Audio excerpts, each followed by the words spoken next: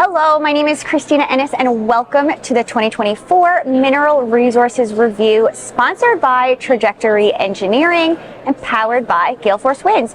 I am joined this afternoon by Andrew Sinclair. He's the founder and CEO of trajectorE Engineering, which is, again, our sponsor for today. Thank you for joining me. Thanks for having me. So to kick us off, Andrew, can you tell me a little bit about your background and maybe how trajectorE came to be? Sure, for sure. So I'm originally an electrical engineer. Don't hold that against me. I started my career in the tech sector. And then moved into mining. And what ended up drawing me there, actually, I started in automation. So it was kind of applying technology to the mining space. And instead of just moving electrons around, I got to click buttons that would turn on big pieces of equipment, and I found that really cool. I started at Voisey's Bay with Vale and moved on to the Long Harbour project. Spent 13 great years with Vale here in Newfoundland and Labrador. And then, in 2016, I decided to take a bit of a leap and leave Vale and try my hand at running a business, and I've been having a great time with trajectorE ever since. So that's 8 years ago. We actually just celebrated our 8th anniversary. Happy anniversary. Thank you. Congratulations. So we are here at the Delta at the Mineral Resources Review. What do events like this mean to trajectorE? How has it helped you grow the organization? Yeah, good question. I think one of the big things is instead of, as a company, trying to do a bunch of disparate work, kind of, as the company's grown, obviously early days, you kind of have to figure out where you fit into the world. And it's through conferences like this where you get a good perspective of what's going on in the marketplace, what are some of the macro trends happening, and how you can sort of help solve these macro problems as a company and bring what your expertise and value proposition to the table to solve bigger problems. Right. So on that note, one of the things that's been kind of a consistent theme over the last 2 days that I've heard folks talk about is around critical minerals. Electric vehicles use a lot of critical minerals. A lot of technology use critical minerals in order to work, batteries and such. Absolutely. So how do critical minerals impact trajectorE? Well, that's a great question. So critical minerals is really the key focus of our business. And Premier Fury this morning reminded everyone that last year they designated here in Newfoundland high purity iron ore as a critical mineral. So when we include that, I think critical minerals probably makes up about 98% of our business. So this is very much our core focus as an organization. Electric vehicles. When my daughters sort of ask me, what does your company do? Rather than talking tactically about mining and whatnot, the way I put it is, well, we help the companies take the minerals out of the ground so that we can build electric vehicles and reduce the impact of climate change, or reduce, mitigate climate change. And so for us as a core, macro problem that we're solving in the world, that's really what our team rallies around. Right. So when it comes to electric vehicles in particular, folks watching on social media or at home, we talk a lot about electric vehicles. We don't necessarily see a ton of electric vehicles, and there's lots of reasons why that might be.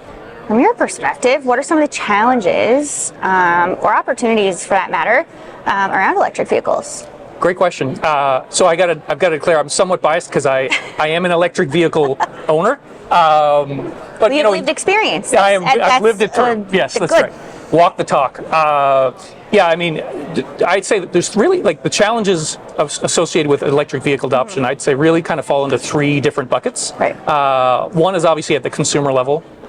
That's really a combination of price, which we could talk a little bit about why that is, and what I call or what a lot of people call range anxiety. So it's like, oh my gosh, what if my battery dies and I'm in the middle of nowhere and I'm not going to be able to keep going. So and that kind of ties in with the second level of challenges, which is a little broader, which still more localized. Typically the provinces and the states in North America are all investing in infrastructure, so charging infrastructure.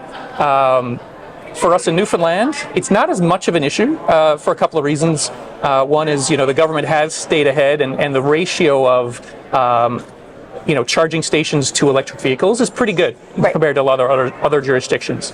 But if you think about for a lot of us, our vehicle goes to sleep at night in a driveway, whereas in some other centers where, more of the population is living in apartment buildings or condo buildings, it's a little harder to get a charging station installed at your parking spot in the underground parking garage. So like I said, the challenges there sort of vary by jurisdiction. But then, the real complexity in terms of electric vehicle adoption is the supply chain. The electric vehicles are very different vehicles. They're very different machines than gas-powered vehicles. Right. And it's also a big part of the business. So we think about how big the U.S. economy is. The automotive sector makes up 3% of the entire U.S. economy. Now, 3% might not sound like a lot, but when you multiply a relatively small number by a gigantic number, it's a huge piece. Yeah. But at the same time, it's a really important problem to solve, because 10% of the world's greenhouse gas emissions come from light vehicles that we drive around. So getting this right is going to have a huge impact on the environment. Right.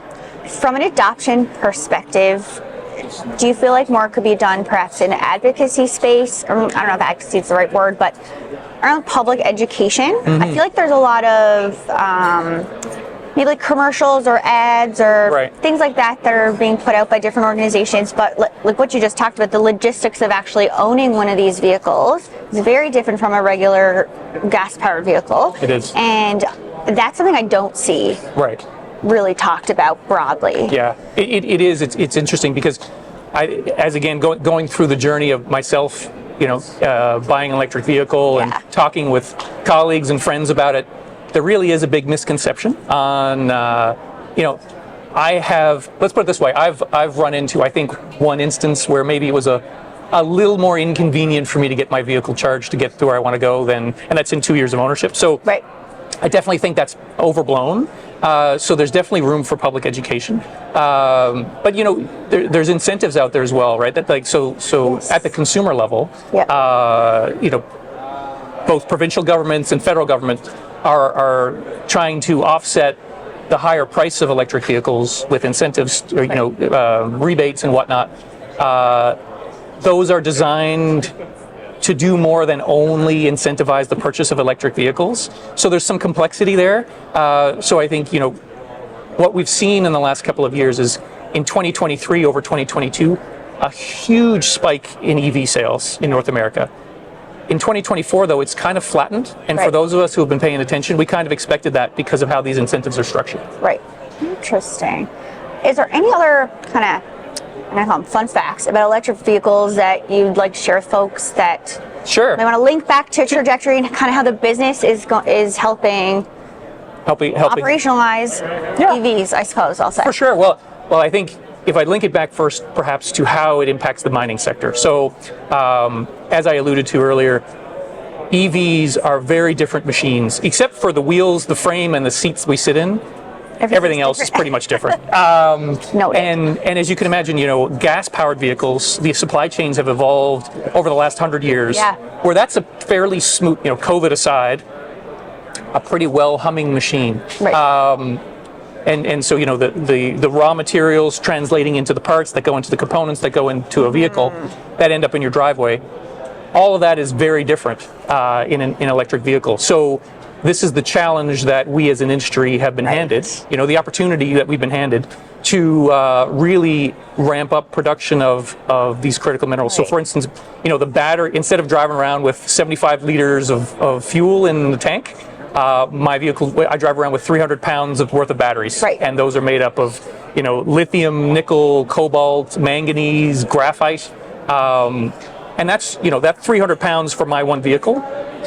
Multiply that by 1.5 billion vehicles across the world. If we're going to fight, climate change by taking those greenhouse gas emissions out, it's a huge challenge to ramp that production up to achieve that.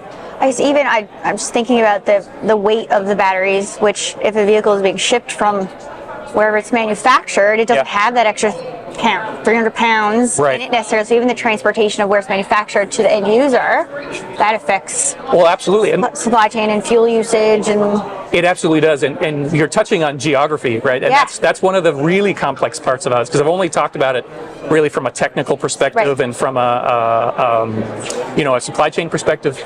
But just think about globally, there's so many countries that wield a lot of influence because of their oil and gas reserves. Yes. In a future where oil and gas reserves aren't as important perhaps as lithium reserves or nickel reserves, that's got a huge influence on geopolitics, and that's some of what we're seeing. So, in North America, Western governments, I guess I'll say, are really trying to focus the assembly, but also the production of refined minerals to happen in, shall we say, friendly jurisdictions. Right. Because until now, a lot of the refining supply chain for these critical minerals, quite frankly, has gone through China. Right. And I think Western governments are trying to not give China the political power Right. in this equation, and so that's where these incentives come in. Really, Right. they have the incentives for consumers started basically at buy an electric vehicle and you'll get a rebate. But now what's happening is we're seeing those incentives get more strict and saying there can't be Chinese-made components in the vehicles. And so but the production, Right. there's other incentives for producers to ramp up production. Right. That production hasn't caught up yet. So this is why we're seeing this flattening of electric vehicles sales, in that the production, basically we're at a production bottleneck. And I think there is consumer demand, but the supply just hasn't quite gotten there yet. Right. And so that's where the challenge that us as an industry have to face is alleviating those bottlenecks and helping getting all this production in a sustainable, environmentally friendly way ramped up to support the demand. So in a practical application, to folks who are watching this, if they are interested in exploring an electric vehicle for their next vehicle purchase, they should not wait until their lease or financing is up. They should be proactive and go explore their EV opportunities now so that it can be delivered when they need it. Absolutely. Would that be correct? That's absolutely correct. And, it's, I lucked out in that, something that was reserved ahead of time, kind of just someone backed out at the last minute, so it was a right place, right time kind of thing. But and so for us as an industry, we've got to get ahead of the curve as well, and for us at trajectorE, we're really proud of the work we've been doing in the space for the last 2 years. On batteries, we've been working with a client, South32, who's looking to build a new processing plant in Arizona for manganese that goes into batteries, and so we've been helping with their R&D program. My old colleagues at Vale, we've been working with them both in Thompson, Manitoba, as well as here in Newfoundland on various aspects of de-risking their operations and improving production. We've been working with RockTech Lithium in Ontario on processing studies, and there's copper in Saskatchewan with Foran and rare earth processing potentially here in Newfoundland as well. So we've been, various different components of the electric vehicle. We're really proud to be supporting our clients and helping them figure out how to reorient this new supply chain to meet this demand. Cool. That is all awesome. I didn't realize how far-reaching some of the projects were that you guys were working on, and it's amazing and so awesome to see a local company employing local folks doing work outside of the province, and it's exactly these kinds of events that bring folks together. Absolutely. And learn about each other and learn about what other companies are doing. Yeah, it's a great opportunity to share experience for sure. Is there anything you want to add before we clue up this afternoon? No, I guess, for anyone who may be outside the industry, like I said, I'm a electric vehicle advocate, so I give it a chance. It's not as inconvenient to get charged as you might think it is. Awesome. So thank you so much for joining me. Thank you so much for being a sponsor here at the Mineral Resources Review. It was a pleasure to learn more about critical minerals and electric vehicles and all the fun stuff that you guys are working on. And stay tuned, folks, for more at the Mineral Resources Review here in St. John's, Newfoundland and Labrador.